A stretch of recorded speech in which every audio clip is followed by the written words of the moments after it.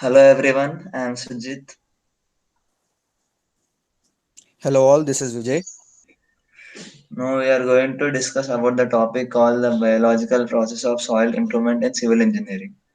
The concept of using biological process in soil improvement, which is known as biomediated soil improvement technique, has shown greater potential in geotechnical engineering applications in terms of performance and environmental sustainability.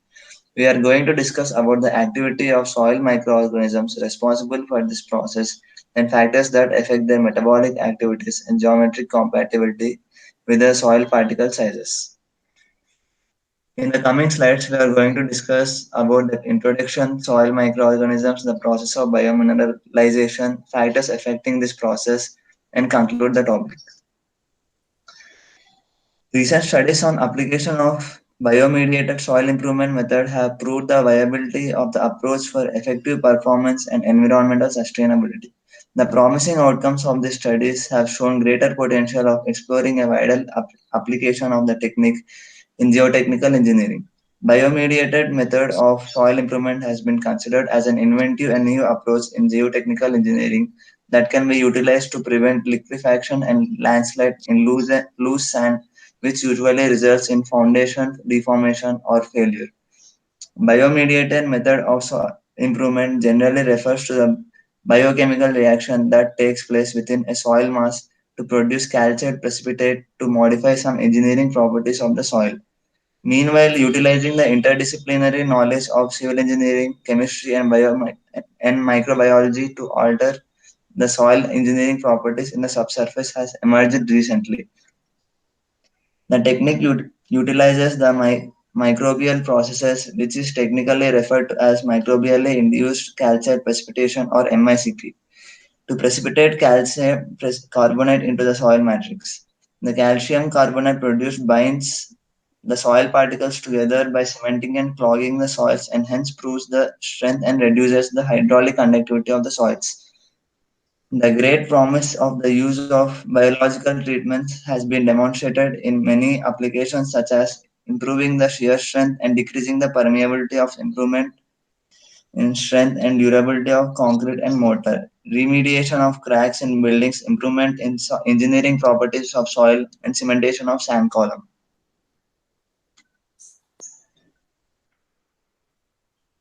Coming to soil microorganisms. Soil contains more genera and species of microorganisms than other microbial habitats. This may be due to the fact that it contains a lot of nutrients and usually retains some liquid within its pore spaces. Some species of these microorganisms are present in large numbers, while some are otherwise not. Probably because the factors necessary for survival and growth of these microorganisms are not evenly distributed naturally across the depth of the lithosphere. Because the bacteria are native to the earth, they may not likely cause any environmental hazard in the future. A number of bacteria species are capable of producing urease enzyme and are used in biomediated soil improvement technique, including uh, genera Bacillus, Clostridium, etc. Microorganisms are highly adaptable to varying conditions, both genetically and physiologically, because they have been in existence for over 3.5 billion years. There are approximately 109 to 1012 organisms per kilogram of soil mass close to the ground surface. Microorganisms whose urease activity are not repressed by the high content of ammonium are preferred in biomediated soil improvement since high concentration of urea are hydrolyzed in the process. The metabolism of bacteria with the bonded soil particle takes as mentioned in the figure. Hence, all microorganisms are found to be good for biomineralization applications because of their urease activity. They must also be safe for the environment during and after the treatment process. Therefore, urease producing bacteria for biomediated applications should not be pathogenic, genetically being modified or enclosing any exchangeable elements that may enhance the pathogenicity of environmental microbes. Environmental factors such as temperature and humidity affect metabolic reactions inside the cells and some physical properties such as viscosity and diffusion. Biomineralization. The process that living organisms produce minerals is referred to as biomineralization. These minerals may possibly be silicates in algae and diatoms, carbonates in invertebrates organisms, and phosphates, calcium, and carbonate in vertebrates organisms. The minerals are synthesized under two mechanisms: biologically controlled and biologically induced mechanisms. In biologically controlled mineralization, the organisms control the process independent of the environmental conditions. The process of nucleation and growth of minerals are to a larger extent controlled within or on the cell of the organisms. While in biologically induced mineralization process, extracellular metabolic activities of the microorganisms, which depend substantially on the environmental conditions, result in the formation of the minerals. Thus, bacterial precipitation of calcium carbonate is generally regarded as biologically induced process which depends largely on the type of bacteria involved, abiotic factors such as salinity and composition of medium and other environmental conditions. The organic matrix formed by the biologically induced mechanism is bound by strong ionic bonds of the cells itself forming the compounds of biominerals. And coming to the factors affecting the microbially induced calcium precipitation process, microbially MICP precipitation as a natural process that involves metabolic activities of the microorganisms and some chemical reactions is generally governed by some environmental conditions.